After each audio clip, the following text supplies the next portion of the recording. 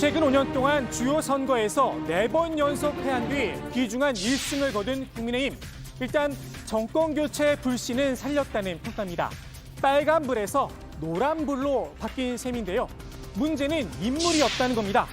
국민의힘 소속 대선 주자들 한마디로 지지율이 도토리 희재기 수준입니다. 자연스레 윤석열 전 검찰총장에게 눈길이 갈 수밖에 없는데요. 당내 주자들도 연일 윤 전 총장에게 러블콜을 보내고 있습니다.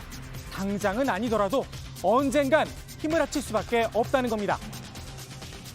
아주 강력한 후보죠. 네. 그리고 국민의힘과 당장 이렇게 같이 할 가능성이 높아 보이진 않습니다.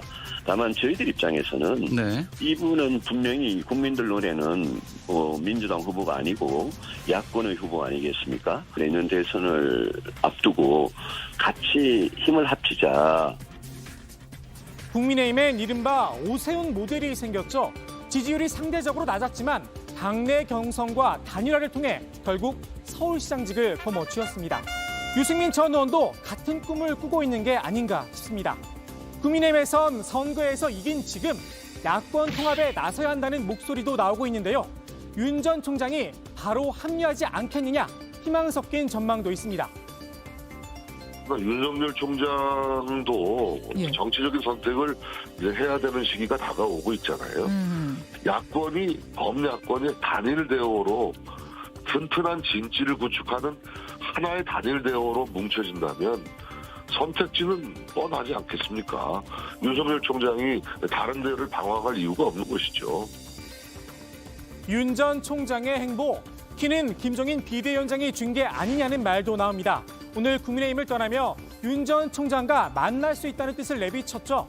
윤 전 총장을 만날 거냐 질문에 이제 자연인이니 마음대로 활동할 수 있다 답을 했습니다.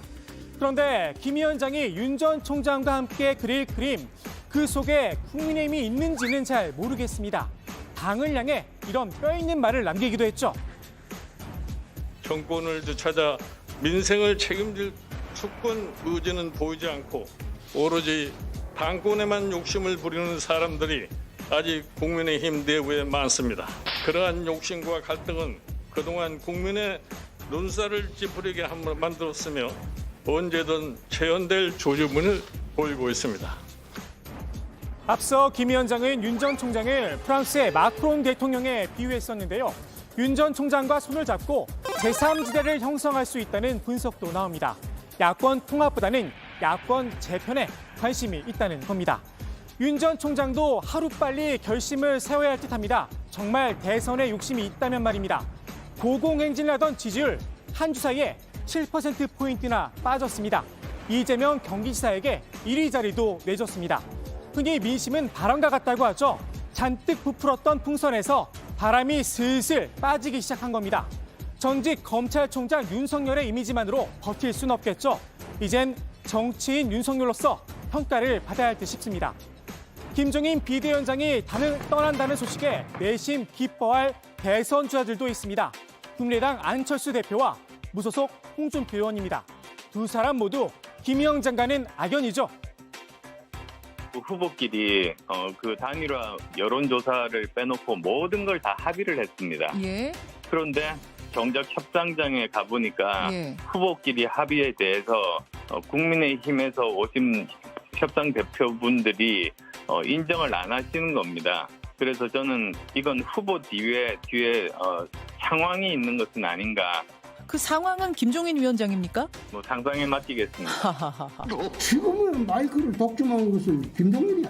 80 넘은 할배가 나와서 다른 사람 말 못하게 하고 자기 말만 하니까 다른 사람이 일어설 기회가 전혀 없는 거야. 안 대표는 이번 선거 과정에서 오세훈 서울시장을 물씬 양면으로 도왔는데요. 4월 7일 이후 야권은 혁신적 대통합과 정권 교체라는 더 험하고 깊은 산과 강을 건너야 합니다. 붉은색 넥타이가 꽤나 잘 어울린다고 생각했나 봅니다. 여세를 몰아 국민의힘과 합당 뒤 당대표에 도전할 수 있다는 이야기가 나옵니다. 홍 의원은 그동안 복당이 안 돼 속을 끓였었죠. 지난 총선 직후엔 꽤나 호기로웠는데 말입니다.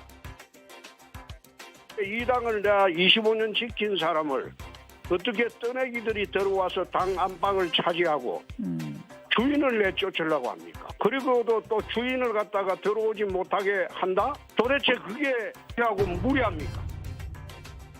조만간 복당 신청을 할 걸로 보이는데요. 레드준표로도 불렸죠. 이제야 제자리를 찾아가는 듯 싶습니다. 오늘 국회 발제 이렇게 정리합니다. 이재명 독주체제 구축, 지지율 7%포인트 하락, 윤석열 어디로?